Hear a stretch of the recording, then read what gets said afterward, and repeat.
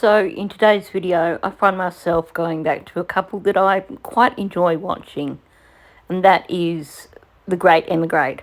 So this is a British couple who are living in the north of Australia now, and they put out some really good videos. So this is actually one of their more recent videos. It's actually quite a new one. Usually I like to give a bit of time before I react to someone's video just so they can get their view count up. But I felt that I wanted to respond to this. In a way, I wanted to give some reassurance because, as the title says, they are talking about things that they think Australians find annoying about Brits. Now, I may be a little bit biased because I grew up with a aunt from, I think, Manchester. So, you know, she helped raise us kids. Essentially, you know, one of those aunts that's not actually related, but she raised us, she babysat us. We stayed at her place a lot of the time. I've also worked with some fabulous Brits, so I am a little bit biased. But at the same time, I am honest when I do these videos. So I wanted to look at the things that they felt that Australians might find annoying about Brits and just give a reaction to that. So let's jump in. Everyone, welcome back to a new video. So this one has kind of been generated from a few YouTube comments, Instagram comments, and so it's 10 things some Australians may secretly find annoying about Brits, in our opinion. So, first up is complaining about the heat. Yes, it is hot over here, obviously compared to the UK. Brits do like to talk about the weather, though, to be fair. So I do agree with that. And I think whether the weather's good or bad, we like to talk about it, complain about it. When we're in England, we want to be in the hot. When we're here, we miss the cold. I mean, yeah, generally for us, we love the heat. But it can be a bit excessive if you do go on about it, I guess. So, sorry, that's why we sometimes complain about the heat. You know what? I think that's an Australian thing too. And I think what it comes down to is that if you are in an area that's a bit different to the climate that you are accustomed to, then chances are you are going to notice it and you are going to comment on it. But not only that, let's face it, if you live in somewhere like Tasmania where the weather is continually changing, then it's almost just part of the Tasmanian existence to complain about the weather. It's always going to be too cold, or sometimes it might be hot, but not sunny enough, too overcast, too cold, too windy. Tasmanians will let you know their thoughts on the weather. I'd imagine probably the same down in Melbourne because the weather is so changeable. And I couldn't tell you how many times in the last couple of weeks that I've complained about it being too hot when we've had temperatures here in Bendigo that have been approaching 40 degrees or up over 40 degrees. So, no, I think it's an Australian thing too. So, you are more than welcome to complain about the heat, especially when you are not accustomed to it. Yep, these guys have been here for a bit over a year. That said, I've been in Bendigo for over 6 years and I'm still not fully acclimatised to these really, really hot summer days. Number 2 is kind of some of our videos, so it's comparing everything to the UK. So some Brits have a habit of pointing out how things are better or cheaper. Have we? No. Which can come across as dismissive of Australian culture, which is not really the thing we want to get across. We're just trying to show Brits that are watching our channel what Australia's like. Yeah, we always try to be respectful. Obviously, yeah, we find it interesting, the differences, so we do compare. But we do compare to other countries as well, not just the UK, right? Yeah, but if you watch our videos, obviously we find Australia a million times better than the UK, so yeah, generally you'll find that all of our difference videos highlight Australia as the better country. So, my experience while I've been doing this channel is that yes, there are some people on YouTube who, when they talk about Australia, can become quite dismissive of Australian culture and talk about the culture where they come from as being better. I actually haven't seen these guys do this. And let's be fair, I've seen people do this from many different countries. And in fact, moreover, it's people who are visiting Australia or living in Australia from the United States who tend to be far more dismissive of Australian culture or Australian prices or, you know, anything Australian than Brits. So I'm not sure if I entirely disagree with this. Yes, I've seen one or two Brits who have been a little bit dismissive of Australian culture. I would not put these guys into that category. Number 3 is a sense of superiority. So occasionally Australians feel that Brits act as though their culture or traditions are superior, especially regarding history, education or etiquette.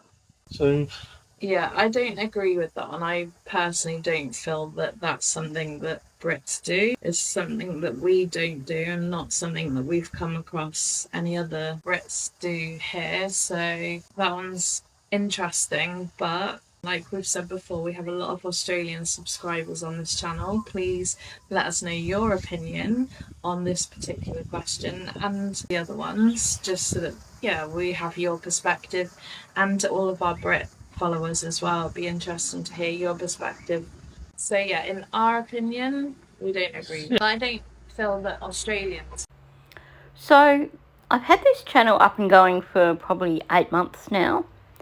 And in that time, I've probably only come across one Brit who has come across as someone who seems to believe they are better than Australians and looks down on them. And that was, I put out a short, and it was this lady from the UK who was visiting somewhere in the UK. She had a look at a bollard or a post that had been painted in enamel, and a lot of the paint had been splashed onto the concrete below. And she made a rude comment about, well, that must have been an Australian tradie, which totally arced me up. And so I made a short video about it. But for the most part, there's nothing that comes to mind for me of any other times that I've looked at British channels where they've come across as thinking they're superior to Australia. Yep, you've got your class differences in the UK, and maybe some Australians get confused with that and look at the way some people do things in the UK and think, well, that's a bit snobby. But I honestly have not seen any YouTube channels other than the one I just mentioned that have been putting that out there on their channels as the UK is far superior to Australia. I know that mentality can exist. Like I said, the woman with the bollard that was painted oddly, and you get some people who have never been to Australia that I've seen videos of where they've made some somewhat dismissive comments of Australia. But the Brits that I've come across who've come to Australia, I'm not sure that I've actually encountered it once. Number 4 is reluctant to embrace Australian culture. So some British expats stick to their own customs and don't try local foods, sports or activities, which Australians might view as a lack of openness. Yeah, I'd agree with that, especially given some of the videos and posts on Instagram from various different people from UK that we've seen. I think if you don't try to do that, then you're going to struggle here. Yeah, I mean, you're another country, why wouldn't you want to try new things? If you want to do UK things, you might as well stay in the UK. Yeah, so we agree that Australians may find that annoying. I wonder if perhaps it's something you see more on Instagram, because the channels that I follow here on YouTube, I'm not really aware of that. I think the only observations I have is that I know that there is one young couple who have moved from the UK, and they've kind of gotten into a friendship group with other people from the UK. But I wouldn't necessarily say that's about wanting to do the same as what they did in their own country. It's about being in a strange country where you don't know anyone, and they're being able to make a connection with someone who understands what it's like, I guess. There's another couple that I absolutely adore, and I've seen them do a few experiences where they've sought out businesses that offer kind of British foods, more so just to see what the Australian interpretation of it is. And yet this same couple are thoroughly embracing their life in Australia. So to me, I don't see that as them going, well, let's go and just eat at a British fish and chip shop because that's better than Australian fish and chips. No. For them, it was more like, we're curious. I wonder if this tastes like British fish and chips, or if this is not quite, if they've got the idea or not. I'd be interested to know if other people have come across British couples or British YouTubers who have come to Australia and been, still wanting British culture. But the videos that I watch, you see them very much embracing the Australian lifestyle. Overuse of British slang. So certain slang or expressions that are unfamiliar in Australia can be confusing or seem unnecessary when there's a local equivalent. Like long treated conversation about how are you? Yeah, Maybe that's more like the younger generation. I've never found myself in a situation where I've not been able to figure out what someone meant based on the context of what they were saying.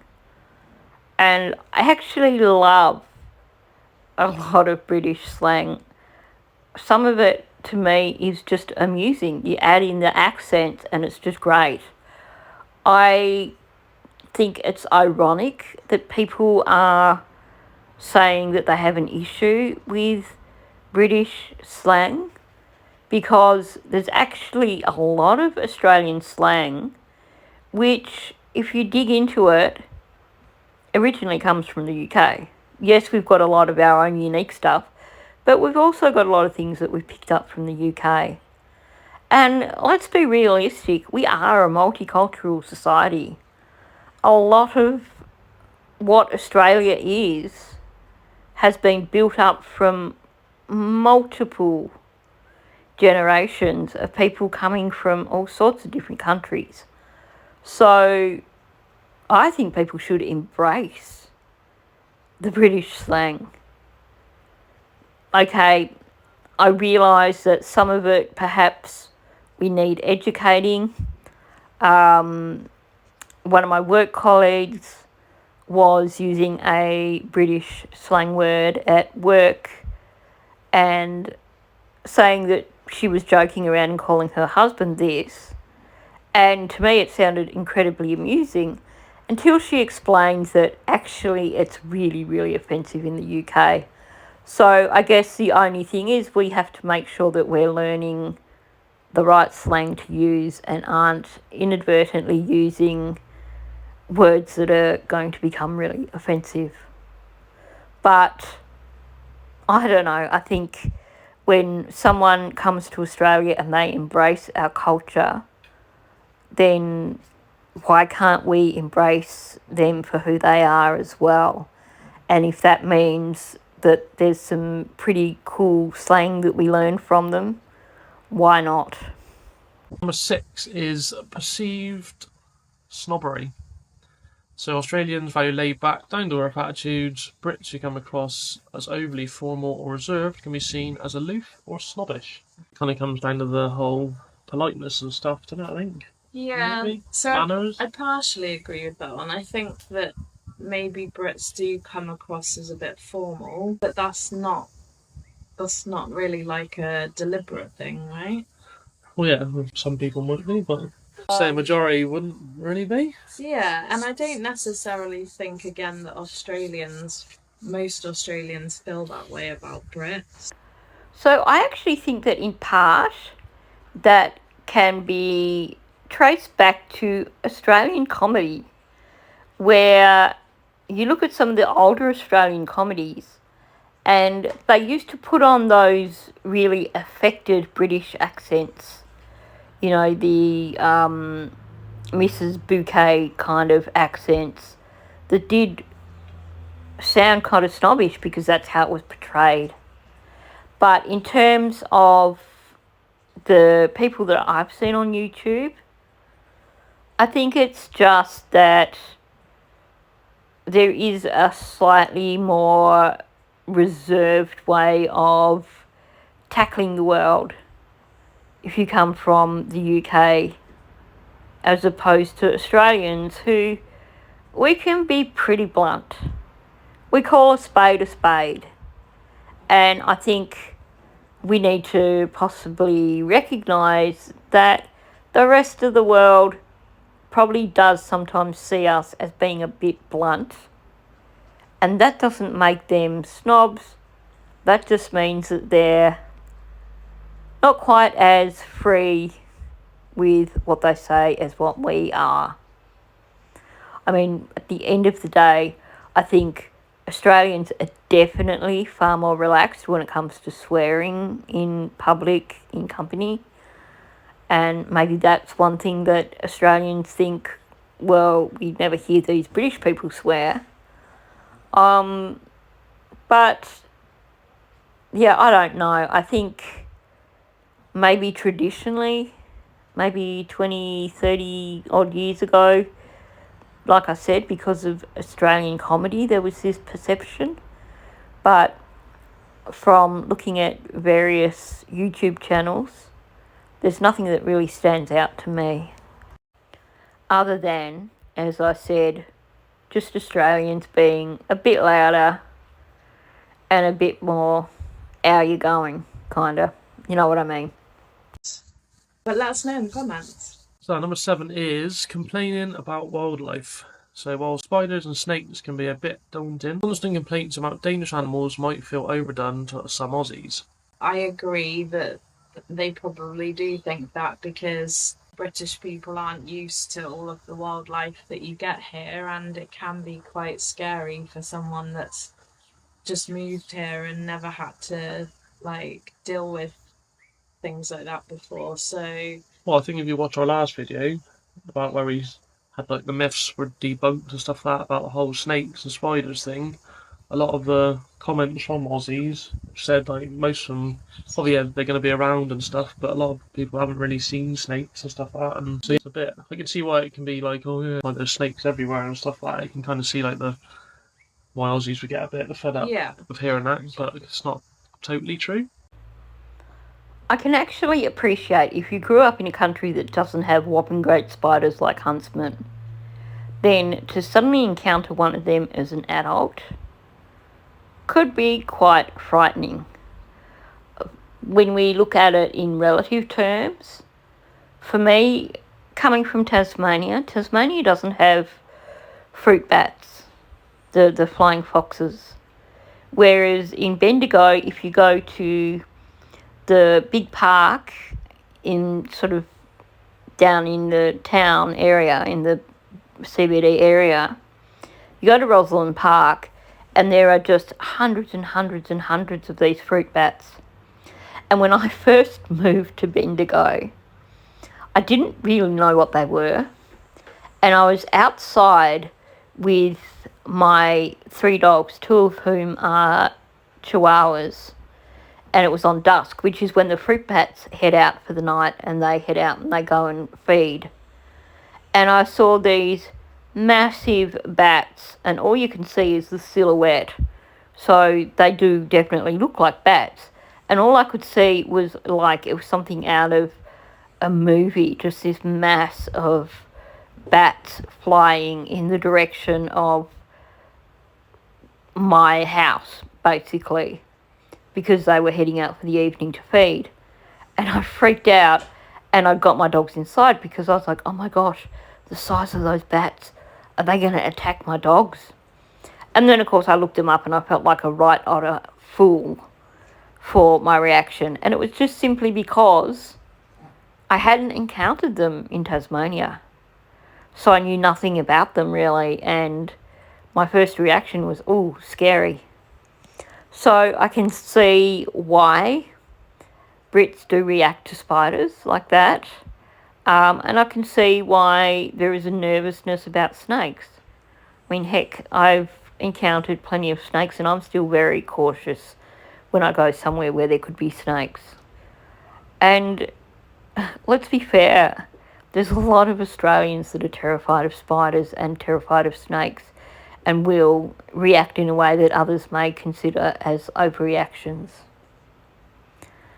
And I think also when you look at the internet, yep, you do get a lot of Brits reacting about Australian spiders, but the more over-the-top reactions that you see about Australian wildlife, not just spiders and snakes, but sharks, jellyfish, crocodiles, those reactions tend to come from Americans.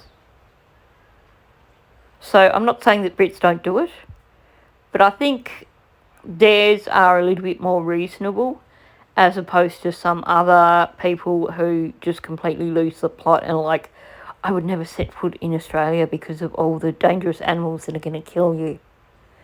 Which is so not true. Drinking culture is number 8. Some Australians think that Brits overdo it when it comes to drinking, especially when they expect pub life to be the same as in the UK. I would say maybe that only relates to people that come here on holiday or like on a very short temporary like working holiday visa or like the younger generation of Brits. I don't think any skilled people from Britain are going to come here and do that. Those types of people are the people that go to holiday in like Benidorm and stuff. Maybe that's where it started from. I guess you see all the British louts and stuff over getting smashed in Yeah. cheap places because obviously it's going to be cheap over there. I wouldn't say go and smash day in, day out over here. So I can see why some Aussies may have that opinion. And yeah, I think it doesn't help you have some really bad television programmes in the UK, like, I don't know, them like, I can't remember what they're called, but like when they show them Geordie Shore and stuff, like, you know, these northern girls and boys getting just completely drunk all the time. But yeah, we partially agree with that one. The irony is that young Australians do their share of stupid drinking as well. And you always hear about some festival where people's behaviour have been just outrageous. But that said, there's definitely something in this. When I went to Byron Bay many, many years back, what I found there was that there was a very, very large number of British backpack tourists there. and the place had a feel like it was a permanent schoolies week. So I had arrived kind of late in the afternoon, and there were people just out and about in the streets getting drunk. And this was in like July, I think. So it was outside of the tourist season. So maybe that's when you get more British tourists, fewer Australian tourists. But I just didn't like the feel of it. And then we have these reports coming out about, I think was it Bondi Beach this year, where there was, or near Bondi in Sydney, one of the beaches where there was this massive Christmas Day party that was mostly backpackers from other countries, and they just absolutely trashed the place with their rubbish, getting drunk and just not showing respect for where they were at. So, yeah, I can see that there is that perception there. And I think there does seem to be a culture at the moment of British backpackers who travel to places to get totally drunk. But hey, let's look at Schoolies Week here in Australia. That is 18-year-olds who finish school, heading up to the Gold Coast and getting totally wasted. So I think it's one of those things, you see it, I think, in Australia, like with Australians as much as you see with British. So this is a good one. The Whinging Poms stereotype. The idea that Brits complain a lot is a long-standing stereotype, even if it doesn't apply to everyone.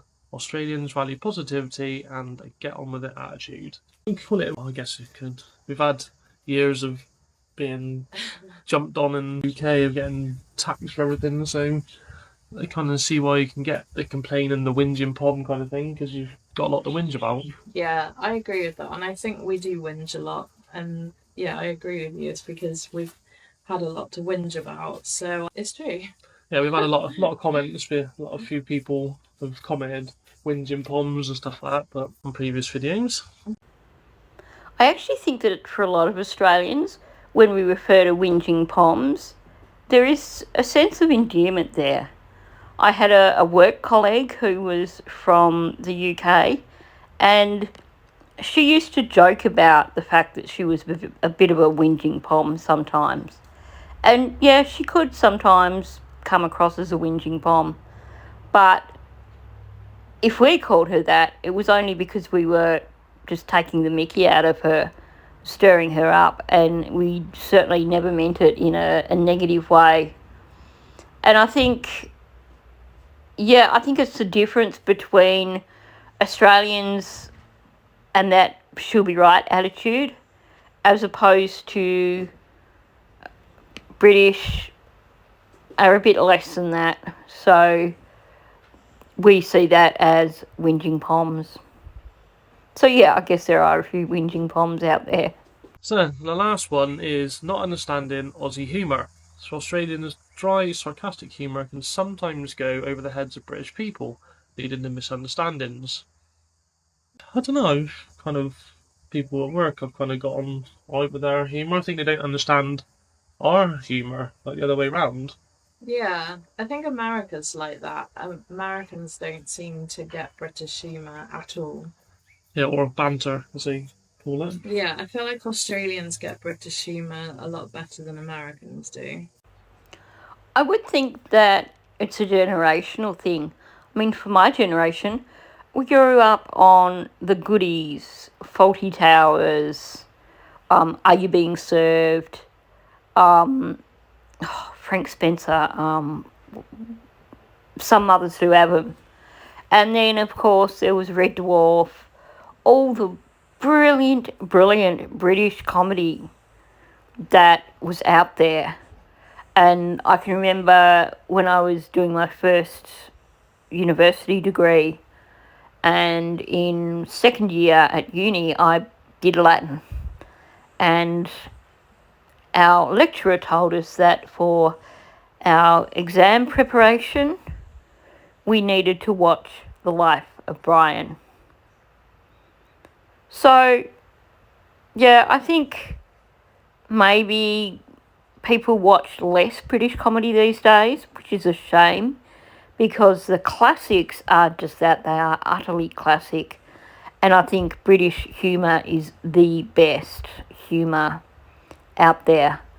I think in terms of people not getting Australian humour, I think sometimes people take us too seriously, and that we say things that are actually, because we say things in such a dry way, I think people quite often misunderstand and think that we are serious when we're actually not.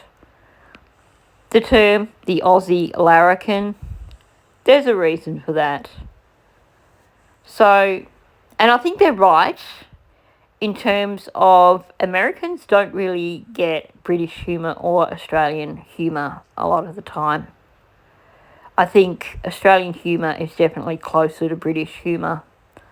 But yeah, perhaps it is a generational thing, because I would have thought that many people in my generation would have grown up with classic British comedy and would therefore have a good appreciation for British humour.